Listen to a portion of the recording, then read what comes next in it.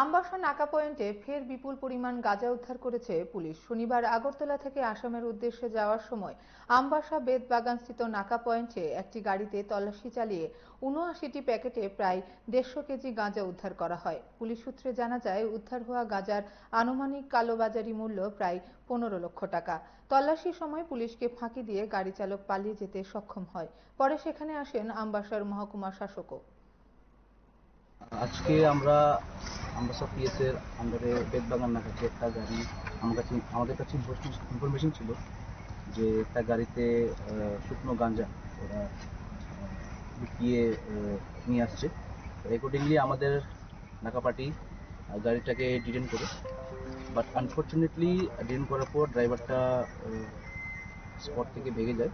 But গাড়িটা detain করে আমরা 79 প্যাকেটস শুকনো গাঁজা পেয়েছি, যার মার্কেট ভ্যালু অ্যাপ্রক্সিমেট 15 lakhs। গাড়ির নাম্বারটা হচ্ছে TR01AP1631। গাড়িটা আসছিল আগরতলা থেকে, এটা যাচ্ছিল চুড়াইবাড়ি। ড্রাইভারের কোনো নাম, কোনো অ্যাড্রেস কোনো পাওয়া গেছে? এখনো আমরা ড্রাইভারের নাম অ্যাড্রেসটা পাওয়া যায়নি, তবু আমরা তদন্ত চলকালীন ইনভেস্টিগেশনকালীন যে যদি কারোর নাম তো বেরোবে, তো ওনাকে অ্যাকর্ডিংলি আমরা এনডিপিএস সেকশনে আমরা কারবাই করব।